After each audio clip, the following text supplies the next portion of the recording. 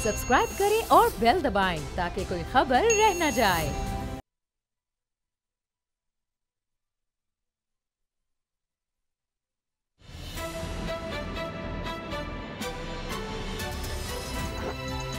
अब पता चला। अस्सलाम वालेकुम, मैं हूं मोहम्मद उसामा गाजी और आप देख रहे हैं अब पता चला। आपने अक्सर रिक्शे के पीछे, ट्रक के पीछे जुमला लिखा हुआ जरूर पढ़ा होगा कि नसीब अपना अपना। लेकिन इस वक्त सियासत में चल रहा है मफाद अपना अपना का चक्कर। यह दुरुस्त है कि सियासत में हर आने वाले दिन के साथ हलचल बढ़ती जा रही है। ऑपोजिशन की तरफ से सिर्फ एक मुतालबा है, हुकूमत को घर भेजने का, लेकिन यह सिर्फ दिखावा है। असल कहानी यह है कि मफाद अपना अपना। मौलाना फजलुर रहमान ने आज़ादी मार्च का नारा लगाया, जिसके बारे में उनका दावा है कि पूरी ऑपोजिशन लब्बैक कह रही है, लेकिन यह भी सिर्फ सियासी दावा है। सच ये है कि मफाद अपना अपना, एहतजाज भी अपना अपना, मुज़ाकरात अपने अपने और डील भी अपनी अपनी। मौलाना को अखलाकी हिमायत की गोली देकर बिलावल भुट्टो जरदारी पहले ही 18 अक्टूबर से अपनी एहतजाजी तहरीक चलाने का ऐलान कर चुके, क्योंकि उनको भी पता है कि मफाद अपना अपना है तो एहतजाज भी अपना अपना ही करना होगा। आज नून लीग ने भी पंजाब बचाओ तहरीक का इंदिया दे दिया है। आखिर नून लीग को इस 1.5 ईंट की मस्जिद की जरूरत क्यों है? क्योंकि लीगी क़यादत को भी अच्छी तरह मालूम है कि मफाद अपना अपना, एहतजाज भी अपना अपना। हकीकत यह है सियासत के इस हमाम में कोई किसी पर एतबार करने को तैयार ही नहीं। हुकूमत ने मौलाना फजलुर रहमान से मुज़ाकरात की कमेटी बनाकर अपोजिशन के लिए खतरे की घंटी बजा दी है। नून लीग और पीपल्स पार्टी मुज़ाकरात के इस खेल से बाहर रहना नहीं चाहती। हर किसी की ख्वाहिश है कि उससे मुज़ाकरात किए जाएं। सच ये है कि हर कोई हुकूमत से डील के चक्कर में है। हुकूमत को घर भेजने की बातें तो सिर्फ अवाम के दिखावे के लिए हैं। इसीलिए आज हम इसी नुक्ते पर बात करेंगे, यानी मफाद अपना अपना और एहतजाज भी अपना अपना क्यों। क्या नून लीग का मफाद ये है कि नवाज शरीफ, मरियम साहिबा की रिहाई हो? पीपल्स पार्टी का ये है कि जनाब हमसे मुज़ाकरात इसलिए किए जाएं कि जरदारी साहब की, फरियाल तालपुर साहब और दीगर की रिहाई हो, और मौलाना साहब को चाहिए इक़्तिदार। असद खरल साहब मेरे साथ हैं, बाबा डोगर साहब से भी इसी बारे में बात करेंगे और ख़ास तौर पर इस पर भी बात करेंगे कि बहुत से लोग ये लिख रहे हैं, डरा रहे हैं कि मौलाना आ रहे हैं, बात कर लो वरना। ये वरना के बाद डॉट डॉट डॉट है। पहले देखते हैं कि आज किसने क्या कहा, उसके बाद इस धमकी पर भी बात होगी। असद खरल साहब, ये एहतजाज में हिमायत तो मौलाना साहब को सारी अपोजिशन कर रही है, लेकिन ये अलग अलग एजेंडा भी है अपना अपना इनका। 18 को देख लें पीपल्स पार्टी और नून लीग अब कह रही है पंजाब बचाओ।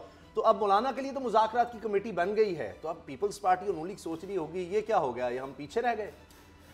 अब जब से हुकूमत ने ये अनाउंस कर दिया है कि मुज़ाकरात हम कर रहे हैं और मुज़ाकरात के लिए एक कमेटी भी बनाई दी है, उसके बाद आप देखेंगे आहिस्ता आहिस्ता नून लीग और जो आपने इंट्रो में कहा और पीपल्स पार्टी इस मौलाना साहब के लिए जो कह रहे थे पहले हम सिर्फ इखलाकी हिमायत करेंगे, अब बाकायदा वो स्टेक होल्डर और इसमें पार्टिसिपेट करने के वाले से खबरें आनी शुरू हो जाएंगी, ताकि इनसे इसलिए ताकि उनके साथ भी जो आपने कहा कि मुज़ाकरात किए जाए, कहीं अकेले मौलाना फजलुर रहमान साहब भी मेला ना लूट लें। अब मसला ये है कि मौलाना फजलुर रहमान साहब से पीपल्स पार्टी या पीएमएल की क़यादत उनके साथ क्यों शामिल नहीं होना चाहती? वो इसलिए कि पहली बात तो ये है कि सवाए नवाज शरीफ, सवाए हुसैन नवाज या मरियम नवाज साहिबा या कैप्टन सफदर के अलावा नून लीग की किसी क़यादत को नहीं पता मौलाना साहब का असल एजेंडा क्या है, इसलिए वो खामोश है, वो साथ देने के लिए तैयार नहीं है। दूसरी तरफ पीपल्स पार्टी की क़यादत जिसमें जरदारी साहब तो जेल में हैं, बिलावल भुट्टो जरदारी साहब से लेकर जितने भी उनके लोग हैं सीनियर जो टीयर के 1 या 2 के, उनको भी नहीं पता कि मौलाना फजलुर रहमान साहब के अज़ाइम क्या हैं, उनका एजेंडा क्या है, क्या चीज़ें वो करना चाहते हैं। नून लीग के रहनुमा जो आहिस्ता आहिस्ता वो निकलते गए, उन्होंने कहा जी मजहबी कार्ड होगा ख्वाजा आसिफ से लेकर, अभी एहसन इकबाल साहब कह रहे थे अब क्या होगा। कमेटी जो बनी है बहुत अच्छा है, उसकी सरबराही बहुत अच्छा है। सुन ले, इमरान खान साहब ने पहले कोई 1.5 हफ्ता पहले जब स्ट्रेटजिक मीडिया की कमेटी की मीटिंग हुई थी तो उन्होंने ये कहा था, 2-3 चीज़ें सख्ती से कही थी। एक तो उन्होंने कहा आपने मजहब को हिट नहीं करना, मदारस को आपने हिट नहीं करना, आपने उलमा इकराम जो है उनके ऊपर तनकीद नहीं करनी, आपने सिंगल आउट करना है सिर्फ मौलाना फजलुर रहमान को। जो बात भी करनी उनके हवाले से बात करनी है, मदारस के हवाले से, तलबा के हवाले से, उलमा किराम के हवाले से आपने बात नहीं करनी। एक तो ये बात होगी। दूसरी बात उन्होंने कहा है कि हमने एक उनको मुज़ाकरात के लिए हमें एक अच्छा जेस्चर देना चाहिए ताकि वो इस चीज़ को एक्सप्लॉइट ना कर सकें कि देखें जी हम तो मुज़ाकरात करना चाहते हैं, हुकूमत ने तमाम दरवाजे बंद कर दिए। अभी मुज़ाकरात की कमेटी की खबर नहीं आई, मुज़ाकरात उनसे अभी शुरू नहीं हुए। जो ही अनाउंसमेंट हुई, मौलाना फजलुर रहमान साहब का फौरी बयान आ गया कि हम इसको मुस्तरद करते हैं। अब ये बात सुनिएगा, नोट कर लीजिएगा। और जब तक हुकूमत इस्तीफा नहीं देती उस वक्त तक मुज़ाकरात नहीं हो सकते। मौलाना साहब पहले तोलो और फिर बोलो, इसलिए कहते हैं। आप तो बड़े जीरक सियासतदान भी हैं, आप आलमे दीन भी हैं, बड़े माशा मजहबी रहनुमा भी हैं, बड़ी लचकदार आप गुफ्तगू भी करते हैं। आपने ये कहा है, इस बात पे आप कायम रहना है जी कि हुकूमत जब तक इस्तीफा नहीं देगी हम मुज़ाकरात को मुस्तरद करते हैं। हुकूमत इस्तीफा भी नहीं देगी, आप मुज़ाकरात भी करेंगे, इमरान खान भी इस्तीफा नहीं देंगे, आप मुज़ाकरात भी करेंगे। फिर मैं आपको चैलेंज दे रहा हूं, आपने और सिर्फ नून लीग और पीपल्स पार्टी भी अब साथ मिलने की कोशिश करेगी। आपकी इजाजत से जो बैठक होगी उसमें कहीं उनकी तस्वीरें भी आए और उनके मामलात भी किसी तरीके से बर्फ पिघलने की तरफ। बाबर डोगर साहब, अब दो सवाल बड़े अहम हैं। क्या पीपल्स पार्टी और नून लीग नहीं सोचेगी कि मौलाना तो बाजी ले गए, मुज़ाकरात की कमेटी भी बन गई, कुछ तो बातचीत होगी, अब हम उनसे कहें कि हमारे साथ भी कोई अलग कमेटी बनाकर या यही कमेटी हमसे भी कोई राबिता कर ले, तो हम भी कोई नवाज शरीफ साहब मरियम की रिहाई के लिए, कोई जरदारी साहब और फरियाद तालपुर साहिबा, खुर्शीद शाह साहब, इनकी रिहाई के लिए कोई मुज़ाकरात तो कोई चले। और दूसरा ये जो अब लिखा जा रहा है, बात की जा रही है कि रोक लो मौलाना को, उनसे बात कर लो वरना क्या हो जाएगा। वो साफ़ी हैं जो नून लीग के बहुत करीब समझे जाते हैं और उनके लिए उनके हक में बहुत ज़्यादा लिखते हैं। अब वो डरा भी रहे हैं, धमका भी रहे हैं। तो अब कमेटी बन गई है, तो क्या ये प्रेशर डालने के लिए टैक्टिक्स हैं, क्या है ये?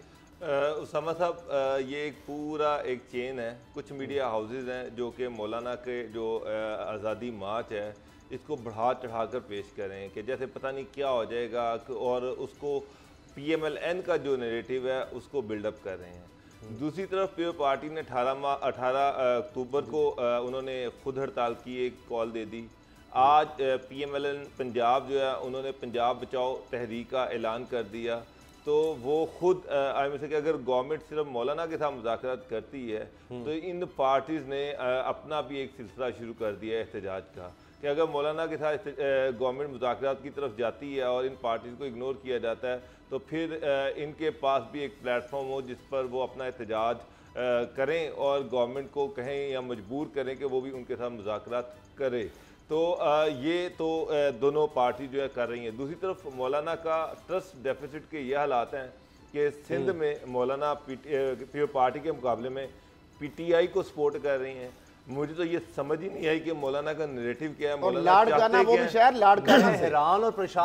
चाहते क्या है कि उसामा साहब जी एक तरफ प्राइम मिनिस्टर का इस्तीफा मांग रहे हैं, एक तरफ नए इलेक्शन की बात कर रहे हैं और दूसरी तरफ उसी पॉलिटिकल पार्टी को आप सपोर्ट कर रहे हैं अगेंस्ट योर अलाय, यानी कि जो पीपल्स पार्टी जिससे आप मदद मांग रहे हैं, जिससे आप ये एक्सपेक्ट कर रहे हैं कि वो सिंध में आपको प्रोटेक्शन देगी, जहां से आप अपना मार्च स्टार्ट कर रहे हैं, जहां से आपने पंजाब में एंटर होना है, और उसी पार्टी को आप अपोज कर रहे हैं। तो अंदाजा लगा लिया। आज बिलावल भुट्टो जरदारी साहब से किसी ने सवाल पूछा था तो उन्होंने बड़ी हैरत का इजहार किया। उन्होंने कहा जी मुझे नहीं पता कि मौलाना का एजेंडा क्या, मौलाना चाहते क्या हैं। एक तरफ वो हमसे मदद मांग रहे हैं, हमारी सपोर्ट मांग रहे हैं, और दूसरी तरफ वो PTI को सपोर्ट कर रहे हैं हमारे खिलाफ। तो ये तो ना समझ में आने वाली बात है कि मौलाना का अल्टीमेटली एजेंडा है क्या, समझ कि वो चाहते क्या, ये चीज़ अभी तक नहीं समझ आई। दूसरी तरफ आपने अभी खुद ही बात कर दी है, शहबाज शरीफ साहब तो ओपनली ये कह रहे हैं ये मेरा इख्तलाफ जो है वो सिर्फ ये है कि मौलाना कुछ बताते ही नहीं है, मगर वो आते हैं कि मदद लेने के लिए आते हैं कि किस चीज़ में हम उनकी मदद करें, कुछ बताएं, कुछ अपने आप को अनफोल्ड करें, हमें बताएं उनकी स्ट्रेटजी क्या है, करना क्या है, धरना देना है, मार्च करना है, कैसे करना है, कहाँ से करना है, क्या तरीक़ाकार है। इस हवाले से मौलाना ने अभी तक शहबाज शरीफ से कोई चीज़ डिस्कस नहीं की। तो एक तो ट्रस्ट डेफिसिट जो है वो शहबाज शरीफ और मौलाना के दरमियान है, दूसरी तरफ बिलावल भुट्टो जरदारी और मौलाना के दरमियान है। अब तीसरा जो ट्रस्ट है, अब मियाँ नवाज शरीफ साहब वो जेल में बैठे हुए हैं, अब नैब में चले गए हैं, उनकी सारी मौलाना के साथ जो कॉरेस्पोंडेंस है वो ख़तों के जरिए हो रही है। कैप्टन सफदर साहब जो हैं, जो कभी भी रिलायबल नहीं थे, वो अब सोर्स हैं इनके दरमियान आपस में खतो किताबत का। जो वो जेल में बैठे हुए हैं, उनकी मौलाना से कोई बात ही नहीं हुई। वो मौलाना की लच्छेदार बातों में आ गई, जैसा खरल साहब ने कहा कि लच्छेदार बातें करते हैं। उन्होंने जेल में बैठे हुए उन्होंने कहा जी हम तो पूरी तरह से सपोर्ट कर रहे हैं, लेकिन जो बाहर बैठे हुए हैं जिनको सारी सिचुएशन नजर आ रही है वो इस पर तैयार नहीं है। अब देखें, जो आपने बात कही ना, मौलाना साहब खुद कह रहे हैं कि जनाब कोई भी हुकूमत आ जाए 2 साल तक मईशत में बेहतरी नहीं आ सकती, तो फिर आपने करना क्या है हुकूमत गिराकर? उसके बाद का एजेंडा, अभी का एजेंडा नहीं समझ आ रहा, बाद का भी समझ नहीं आ रहा। और जो आपने बात कही, निसार कुरैशी साहब सीनियर पीपल्स पार्टी के मेंबर हैं, उन्होंने तो मौलाना को मुनाफिक और झूठा कहा है। अभी मौलाना साहब की पार्टी इसलिए खामोश बैठी कि उनको वहां सपोर्ट चाहिए, वरना तो कोई और ये कहता मुनाफिक और झूठा का लफ्ज मौलाना के लिए तो आग लगी होती। अच्छा, एक सिंध के वाले एक चीज बड़ी जोर से आ गई। अच्छा चले जरूर मुख्तसर। वो सिर्फ मुख्तसर ये है कि एक तरफ तो अपोजिशन पार्टी जो है वो तो लगी हुई हैं, गवर्नमेंट के अंदर भी आपको अजीबो गरीब किस्म के मिनिस्टर मिलेंगे। एक मिनिस्टर साहब कह रहे हैं कि 440 कंपनियां हम बंद कर रहे हैं और बेरोजगारी ख़त्म करना हमारा काम ही नहीं है।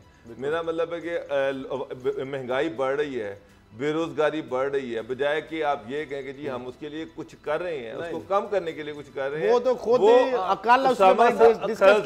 आज फैसल वावदा साहब ने कहा है कि उनके बयान को सियाको सबाब से, मुझे खुद कह रहे हैं, बयान दे रहे हैं, वीडियो उनकी जारी हुई है, को हमने नहीं बनाई, उनको किसने कहा, किसने मजबूर किया और क्यों ये इस तरह की बातें कर रहे हैं। मेरा मतलब इमरान खान को किसी दुश्मन की जरूरत है, उसको मौलाना फजलुर रहमान की जरूरत है, उसके अपने मिनिस्टर ही माशाल्लाह काफी हैं, लेकिन वो जो है लेकिन उसामा साहब एक बात, छोटी सी बात, छोटी सी सर, अगली जो इसी के साथ छोटी सी बात वो ये है कि जो इन्होंने बात की ना मौलाना फजलुर रहमान साहब की, अनफोल्ड नहीं किसी के साथ कर रहे हैं अपना एजेंडा।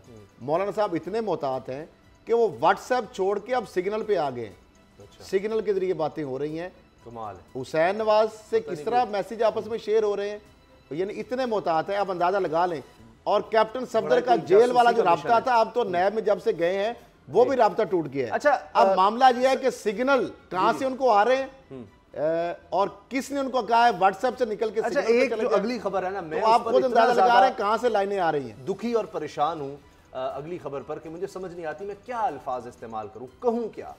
भुट्टो जिंदा होना चाहिए, भुट्टो जिंदा है। जुल्फकार अली भुट्टो साहब ठीक है, बहुत बड़े लीडर थे, बड़ी बात है, पाकिस्तान पीपल्स पार्टी को उन्होंने बनाया, लेकिन उसके बाद कम से कम पिछले 10 साल में जो हाल है, मुसलसल 11 साल हो गए पीपल्स पार्टी की सिंध में हुकूमत को, K4 मंसूबा है, उस पर आज भी हमला हो रहा है जनाब विफाक पर के जी ये सिंध पर ना कुछ कहें। 12 साल हो गए हैं इस हुकूमत ने, इस पीपल्स पार्टी की हुकूमत ने पीने का पानी का ये मंसूबा किसी तरफ जा नहीं पा रहा। कौन इसका कसूरवार है? तो कहेंगे जनाब ये जो नई गवर्नमेंट आई है, जब आपकी गवर्नमेंट थी वहां पर, जब नून लीग की गवर्नमेंट थी पिछले 10 साल में, आपके इतने करीबी जो आप बड़े आपको प्यारे हैं, तो क्यों कराची वालों को पीने का साफ पानी नहीं दे सके? अच्छा, जो दिया है वो ये है कि एक कुत्ता 2 दर्जन लोगों को, 23-24 लोगों को काट गया, रेंजर्स बुलानी पड़ी, हाई कोर्ट में केस है, वहां पर पूछा जा रहा है, जज साहब पूछ रहे हैं कि आखिर क्या हो गया कि रेंजर्स को तलब करना पड़ा जनाब कि ये एक पूरी सिंध हुकूमत जो कहते हैं जनाब हमने पता नहीं क्या कर दिया है, पिछले 100 साल में नहीं सिंध में इतना काम हुआ होगा जितना हमने 10 साल में कर दिया है।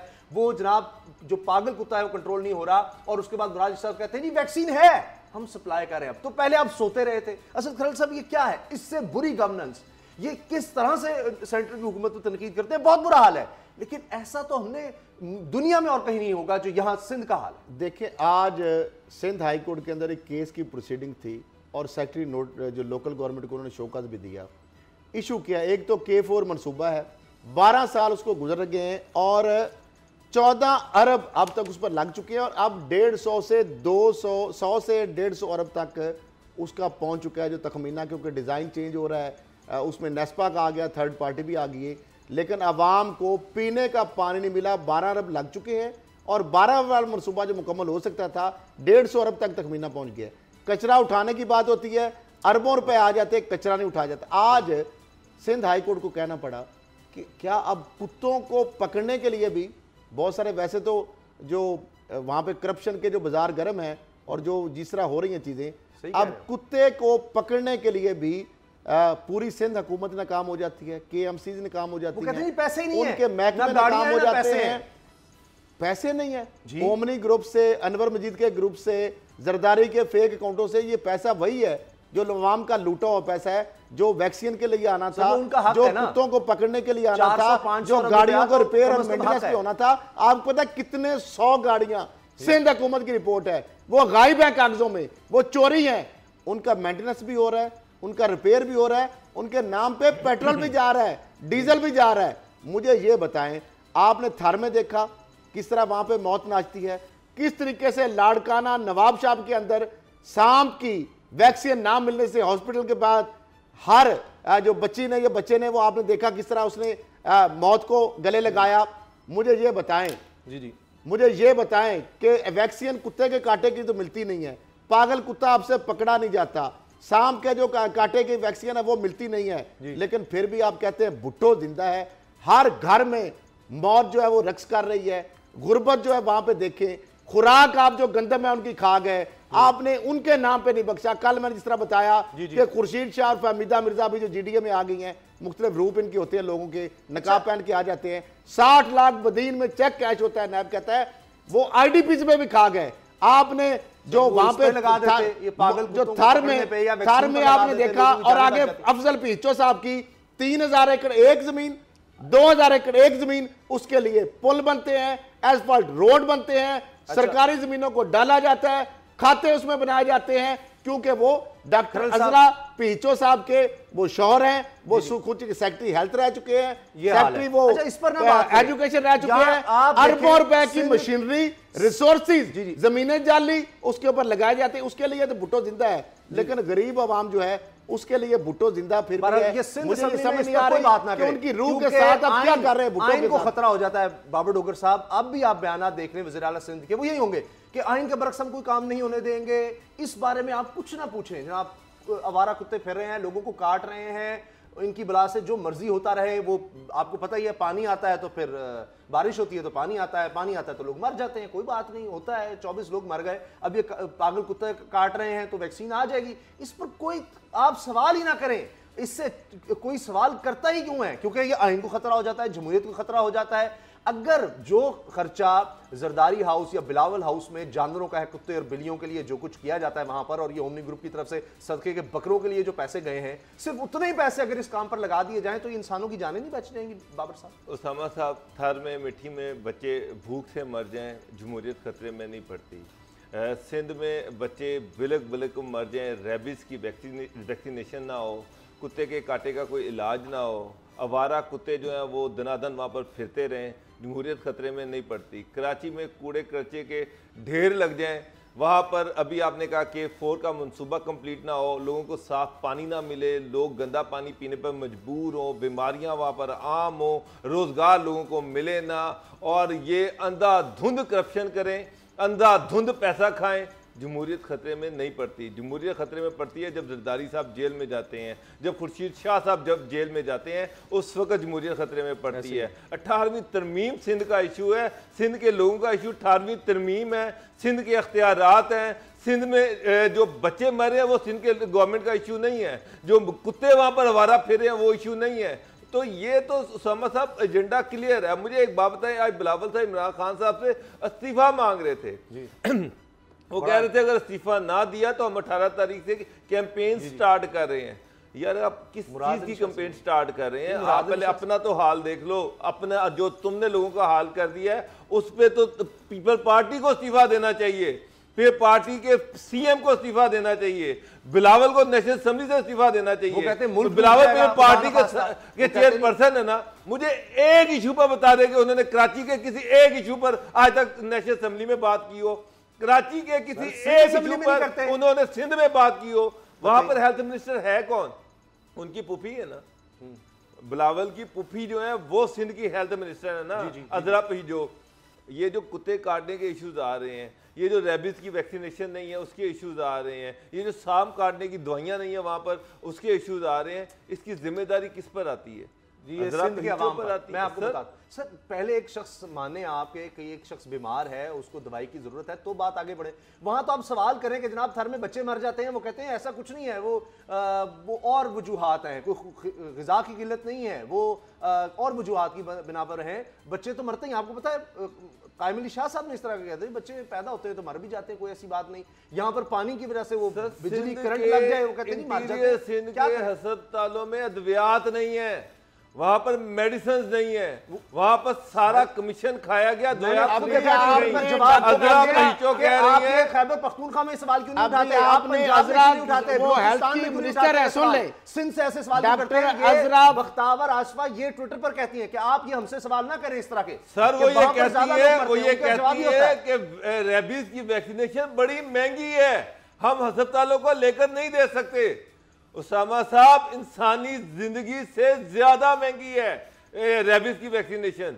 सर जो उसूली तौर पर देखिए बिलावल उसके अंदर भी कुत्ते हैं, एसओपी है ना, एसओपी के मुताबिक डिस्ट्रिक्ट अस्पताल में 100% ये तमाम चीजें होनी चाहिए, एक किसी भी डिस्ट्रिक्ट हॉस्पिटल। देखिए अभी जरदारी साहब की बहन है डॉक्टर अजरा जो है, वो हेल्थ अभी मिनिस्टर हैं, उनके शौहरे नामदार जो अफजल पीचो साहब हैं, वो सेक्रेटरी हेल्थ और एजुकेशन रहे हैं। आप वहां पे एजुकेशन की हालत भी देख लें, आप हेल्थ की भी देख लें, कोर्ट में पेश नहीं हो रहा, हाई कोर्ट कह रही है कि क्या इसके वारंट जारी करें। जिंदा है, लोग मरते रहे, लोग भूख से मरे, अफलास से मरे, कुत्ते के कांटे से मरे, सांप के कांटे से। मुझे बताएं, नहीं ब्रेक का वक्त हो गया बाबर साहब, कब सही होगा? यानी ये बुनियादी चीजें हैं, गवर्नेंस की सबसे बुनियादी चीजें हैं, जो हुकूमत ये नहीं कर सकती वो क्या हुकूमत का जवाब? साहब गवर्नमेंट की प्रायोरिटी नहीं है। बिलावल चेयरपर्सन है पार्टी के, प्रायोरिटी है, उन्होंने आज अवामी इशूज पर बात ही नहीं की। अवामी इशू से सबसे बड़ा ये है कि बस पीपल्स 18वीं तरमीम सबसे बड़ा इशू है, बस यही है। ब्रेक का वक्त है जी, ब्रेक के बाद बात करेंगे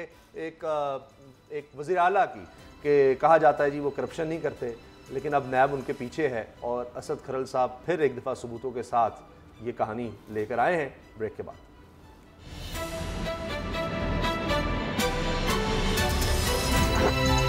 अब पता चला।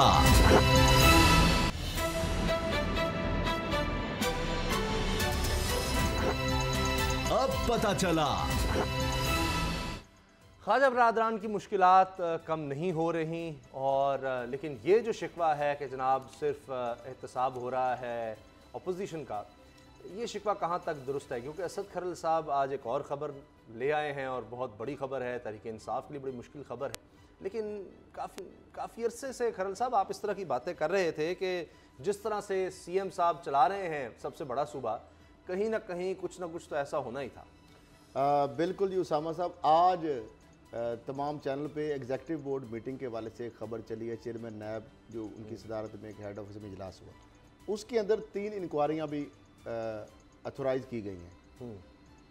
एक इंक्वायरी पंजाब से रिलेटेड है जो कि 21 जून 2019 को डीजी नैब के जो रीजनल बोर्ड है उसमें मंजूरी हुई थी, और वो इंक्वायरी जिसमें ये जो आज की प्रेस रिलीज है नैब की, पहले उस इंक्वायरी के हवाले से बता रहे जो कई लाइमलाइट पर नहीं है। आज हम इसकी अंदर की कहानी बता रहे हैं कि महकमा एक्साइज एंड टैक्सेशन के अफसरान, एहलकारान, यूनिकॉर्न प्रेस्टीज होटल लाहौर के मालकान इंतजामिया और दीगर जी, अब दीगर में बहुत लोग हैं। ये वो होटल है लाहौर एयरपोर्ट के करीब जो कि अभी बना नहीं, पंजाबी में कहते हैं पिंड वसिया ने तो चक्के पहले आ गए। अच्छा, अभी ये होटल बना नहीं है, इसको लाइसेंस दे दिया गया जो 5 और 4 स्टार होटल के हवाले से जारी होता है शराब का परमिट, जो कि ऑलरेडी लाहौर के सिर्फ 4 होटलों में है। 2007 में हाई कोर्ट ने पाबंदी लगाई और 2009 में पंजाब गवर्नमेंट ने भी रिस्ट्रिक्शन लगा दी कि ये नहीं हो सकता।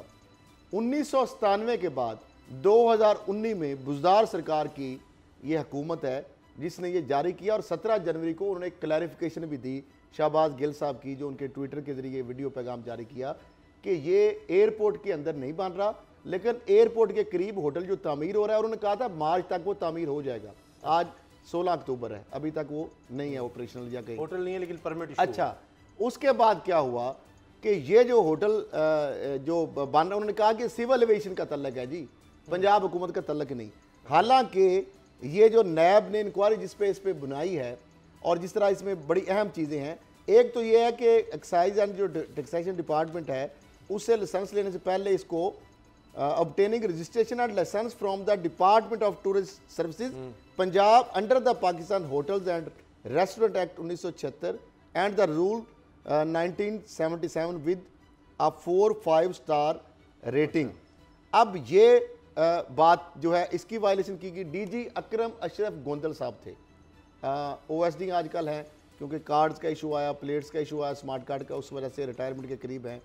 अब बुजदार साहब का इसके अंदर क्या रोल है, जो प्रिंसिपल अक्यूज मैं साइड कर रहा हूं इसलिए कि ये सारा उनकी इमाम पे या उनकी मिलीभगत से, अगर मिलीभगत नहीं है तो मुजरमाना चश्मपोशी है, फिर भी वो नैब के रडार में आएंगे। क्योंकि ये फाइल इस होटल को जो अभी बना नहीं है इसके हवाले से 2 मरतबा उसने सीएमओ हाउस जो है सेक्रेटरीट की सैर की।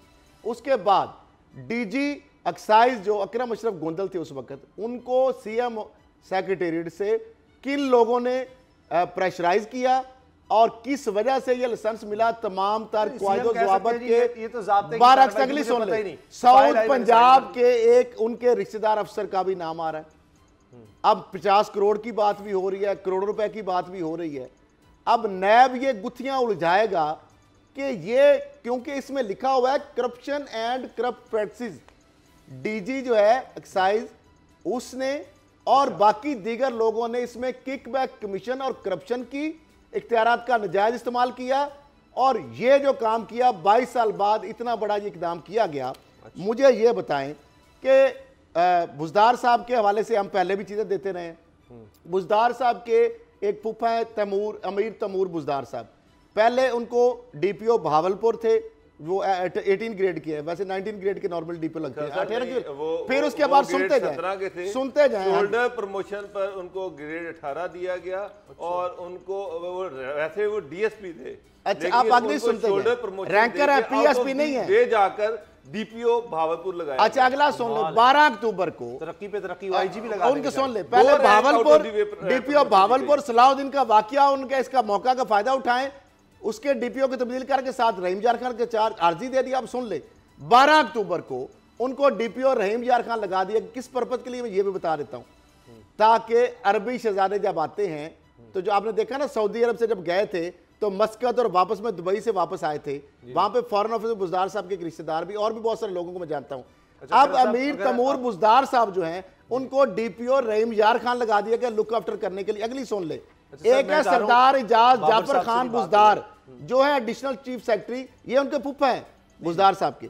वो है सरदार इजाज अहमद खान जाफर जो कैप्टन रिटायर्ड हैं, एडिशनल चीफ सेक्रेटरी हैं। ये भले आदमी हैं, क्योंकि इसकी वजह है इलाके पाकिस्तान जब हुआ तो इनके वालिद सरदार मोहम्मद खान जाफर और इनके दादा एक ही फैमिली से जरगे के अंदर 2 वो लोग थे जिन्होंने इलाके पाकिस्तान जो बलूचिस्तान का पाकिस्तान के साथ इलाका किया, उस जरगे के अंदर 2। मुझे तो इनके हवाले से आता है कि इतने अच्छे खानदान के, इतना इनका पाकिस्तान के लिए कंट्रीब्यूशन है, और ये किस तरह के क्या लक्षण जो हो रहे हैं बुजदार साहब के और इनके नाम भी आते हैं काफी आपने तो मामला ये है कि नैब ने अब इंक्वायरी बकायदा शुरू कर दी है इसके अंदर। मैं जो पहले कह रहा था कि बुजदार साहब आपको यही ना हो गए कि नैब के गिरफ्तार रडार में आ जाए, अब डोगर साहब ये कहेंगे कि जिस तरह गिलानी साहब को जरदारी साहब ने हटाने के लिए वो सुप्रीम कोर्ट के जरिए हटवा दिया, अब ये डोगर साहब न कह देना कि बुजदार साहब को इमरान खान साहब उठाना चाहते हैं जिस तरह अलीम खान का आपने कहा, तो नैब को गिरफ्तार करा दिया। अब नैब का जो रडार है वो बुजदार साहब पे आ चुका है। अब कल को ये कह दें कि इमरान खान साहब ने हटाने के लिए नैब को पीछे उनके लगाया है, अब ये बात ना डोगर साहब नहीं खान साहब को, अगर खान साहब इनको हटाना चाहते हैं तो नैब की जरूरत नहीं है उनको। लेकिन ये बड़ा सीरियस इशू है उसामा साहब। पंजाब में जो होटल्स जितने भी बने हैं उन पे बाहर से शराब इंपोर्ट करने पे बैन है, वो नहीं कर सकते। और ये आउट ऑफ द वे जाके सीएम ने रूल्स को रिलैक्स किया और इस कंपनी को अलाउ किया कि वो बाहर से शराब इंपोर्ट कर सकती है। होटल बना नहीं लेकिन लाइसेंस उनको पहले बन गया और फिगर 50 करोड़ का चल रहा है और उसके बाद ये भी इतलात है कि किस तरह से इस चीज़ की जो पेमेंट की गई वो भावलपुर में की गई। तो बहावलपुर में करीबी रिश्तेदार थे जो वहाँ पर आला ओहदे पर बैठे हुए थे, वहाँ पर यानी ये परमिट से अलग कोई पेमेंट है? 50 करोड़ किकबैक कमीशन की पेमेंट है और ये चीजें इदारों के पास पहुंच रही हैं, पहुंची हुई हैं। अब नैब सामने लाएगा, इसलिए हम जरा ज्यादा स्पीड ना करें। ये जो चीजें थी ये कुछ 6 महीने पुराना मामला है। जब ये सारा इशू स्टार्ट हुआ उस वक्त भी इस चीज़ का बड़ा शोर मचा था। उस वक्त ये चीज़ें ब्यूरोक्रेसी जो ब्यूरोक्रेटिक सर्कल थे उसमें ये मूव कर रही थी और हर एक को पता था कि क्या हो रहा है और क्या हुआ है। लेकिन बाल अब उस इशू को बाद में दबा लिया गया, हशप कर लिया। लेकिन बुजदार साहब इतने समझदार डॉक्टर साहब, जो आपने कहा ना कि वो लिखते नहीं है फाइल के ऊपर, इतने वो समझदार है। फाइल 2 दफा सीएम सेक्रेटरी में गई, उन्होंने कुछ नहीं लिखा। लेकिन खैर साहब मैं आपको एक बात बता दूं कि इमरान खान साहब की टेबल पर जब वो वापस आ गए, उनकी टेबल पर पंजाब के 2 अहम ब्यूरोक्रेट्स जो हैं, एक चीफ मिनिस्टर सेक्रेटरीट में है, एक CNW में बड़े अहम ओहदे पर लगे हुए हैं। इन दोनों की जो करप्शन की दास्तानें हैं उस फाइल में है और वो इमरान खान साहब की टेबल पर पड़ी हुई है। अब एक्शन इमरान खान को इनका दोस्त उठा ना ले, इमरान खान साहब भूल जाते हैं, ये भी हो सकता है ना, फाइलें टेबल से गायब ना हो जाए। पहले होती रही जो खबर पूरी दुनिया में पाकिस्तान के हवाले से गर्दिश कर रही है वो बड़ी खुशाइंद है, जिस पर हम रोजाना बात करने की कोशिश करते हैं, क्योंकि मीडिया में आप देख लें हर तरफ यही बात हो रही है कि शाही जोड़ा पाकिस्तान में है और मुख्तलिफ जगहों पर जा रहा है। चित्राल तक वो गए और आपको पता है कि सदियों पुरानी वहाँ की सकाफत है और उससे वो लुत्फानंदोज़ हुए हैं। यही मनाजिर पूरी दुनिया में जा रहे हैं और बहुत से ऐसे लोग होंगे यकीनन जो ये पहली दफ़ा देख रहे होंगे कि पाकिस्तान में ऐसी जगह भी हैं, इतनी पुरानी सकाफत, सदियों पुरानी, और उससे वो उनको पता चल रहा है। और फिर इस पर लिखा जाता है, बाकायदा मैगज़ीन है पूरे यूरोप में, पूरी दुनिया में जिनकी नज़र पूरी इस पर होती है और पूरी मीडिया कवरेज। बाबर साहब जिस तरह बता रहे थे कि पूरे इंटरनेशनल रिपोर्टर्स होते हैं जो मुसलसल साथ होते हैं और अपने इदारों को बता रहे होते हैं। 24 बड़े अदारों के एक रिपोर्टर्स हैं जो रॉयल फैमिली के साथ आए हैं और उनकी सारी लाइव कवरेज दे रहे हैं। दुनिया के तमाम बड़े चैनल और बड़े अखबारात जो हैं वो इसको बड़ी सुर्खियों के साथ, हेडलाइंस के साथ इसको दिखा रहे हैं सारी दुनिया को। और आज जो मनाजिर थे वो तो देखने वाले थे, जिस तरह से शहजादे और शहजादी जो हैं वो जाते हैं और उनको वो रवायती टोपियाँ पहनाई जाती हैं और उसके बाद उनको रवायती रक्स वो देखते हैं और जिस तरह से वो एंजॉय कर रहे हैं। उसके बाद वो पहाड़ों को की तरफ लेके जाया जाता है उनको। ये चित्राल का सारा इलाका जो दुनिया का सबसे खूबसूरत इलाका है, जो कि अनएक्सप्लोर्ड है, आज चित्राल की सारी जो रवायत थी, उसका कल्चर था, उसको सारी दुनिया ने देखा। और आप देखें कि शहजादा और शहजादी इसको एंजॉय कर रहे हैं, एक एक मोमेंट को, एक एक पल को एंजॉय कर रहे हैं, उसके वेदर को एंजॉय कर रहे हैं, कल्चर को एंजॉय कर रहे हैं, वहाँ की रवायात को एंजॉय कर रहे हैं। तो एक पाकिस्तान का एक खूबसूरत इमेज, सॉफ्ट इमेज वो सारी दुनिया के सामने जा रहा है। और दिल खुश होता है उसामा साहब कि पाकिस्तान, जिसकी हमेशा इस तरह की खबरें जाती थी कि दहशतगर्दी के वाकयात और पाकिस्तान में लड़ाइयाँ झगड़े, पाकिस्तान नो फ्लाई जोन है फॉरनर्स के लिए, फॉरनर्स जो एम्बेसी थी वो हदायतनामे जारी करती थी कि आप इनके इलाकों में नहीं जा सकते, कौन कौन से इलाके नो फ्लाई जोन है। आज वही पाकिस्तान जो है उसका एक खूबसूरत इमेज, बहुत ही खूबसूरत सॉफ्ट इमेज जो है वो सारी दुनिया के सामने जा रहा है। आज की दुनिया में जिस तरह ट्रैवलिंग का बहुत ज़्यादा हो गया है, पहले भी लोग करते थे लेकिन अब तो जहाज़ और ये सफ़र बड़े हवाई जहाज़ की वजह से तेज़ हो गए हैं। तो ऐसे कई ममालिक हैं जो सिर्फ सियाहत से ही कमा रहे हैं, ऐसे कई ममालिक हैं और ये पाकिस्तान की सियाहत के फ़रोग़ के लिए बहुत आम है। सबसे पहला सियाहत से कमाना तो एक दूर की बात है। सबसे पहला हमारा तो टारगेट ये है कि जो पाकिस्तान के साथ एक नेगेटिव इमेज जुड़ा हुआ है अनफॉर्चुनेटली, और वो ख़त्म हो और पाकिस्तान के साथ एक पॉजिटिव इमेज जो है वो। मेरा ख्याल है उसामा साहब खरबों रुपए के ऐड दे के कैंपेन चला के भी पाकिस्तान का ये इमेज दिखाने में आप कामयाब शायद ना हो सकते। जो एक शाही जोड़े ने आपका जिस तरह कैलाश की बात कर रहे हैं, चित्राल के हवाले से जो उनके इलाके हैं, जो रवायात की बात कर रहे हैं, मुख्तलिफ जो हमारे जो पाकिस्तान जो हमारा और कहीं नहीं है, पूरी दुनिया के अंदर जिस तरीके से ये कवरेज हो रही है और पाकिस्तान का एक पॉजिटिव इमेज टूरिस्ट को जो उसके जरिए हमें पैसा आ सकता है। लेकिन एक साथ अगर शाही जोड़े ने ये ख्वाहिश कर दी कि जन्नत नज़ीर कश्मीर का हम दौरा करना चाहते वादी का, तो इंडिया जो है अभी भी पहले तो वो जल रहा है, बहुत सारा मामलात है। लेकिन मैं समझता हूँ कि ये अगर शाही जोड़ा ख्वाहिश कर दे तो बहुत सारे जो वहाँ पे 80 लाख मुसलमान उनको भी भला हो सकता है। कल क्या होगा बाबर साहब? कल सर अभी शाही जोड़े की बात हो रही थी, तो कल ये शाही जोड़ा जो है वो लाहौर आ रहा है। मतलब लाहौर जो एक सब कॉन्टिनेंट का सबसे पुराना शहर है, जिसका एक अपना कल्चर है, एक खूबसूरती है, तो जिंदा दिलाने लाहौर के दरमियान में ये चारी जोड़ा होगा। कल ये बादशाह मस्जिद जा रहे हैं, NCA जा रहे हैं और SOS जा रहे हैं, उसके साथ CM पंजाब और गवर्नर पंजाब से भी मुलाकात कर रहे हैं, तो कल लाहौर जो है वो सारी दुनिया का फोकस होगा। जी बिल्कुल, जिस तरह कहते हैं लाहौर लाहौर है, पूरी दुनिया कल देखेगी शाही जोड़े की वजह से कि लाहौर के हवाले से लाहौरियों का जो इनके हवाले से वालाना इस्तकबाल भी होगा, लाहौर का जो रवायती कल्चर है वो भी देखेंगे, यहाँ पे जो चीजें हैं वहाँ पे जो विजिट करेंगे, तो मेरा ख्याल है ये भी एक लाहौर का इमेज जो जिस तरह पाकिस्तान का इमेज आ रहा है, चित्राल की आप बात करें, लाहौर के हवाले से वाकई कल तैयारियां करेगी मौलाना साहब के साथ मिलकर के साथ तक जाना है, वो तैयारियां भी कल के बाद आपको परसों कुछ अनाउंस होती नजर आएंगी। बाबर साहब पहले बता चुके हैं कि उसमें भी कुछ अनाउंसमेंट खास नहीं होनी। प्रोग्राम देखने का बहुत शुक्रिया, इजाजत दीजिए, अल्लाह हाफिज।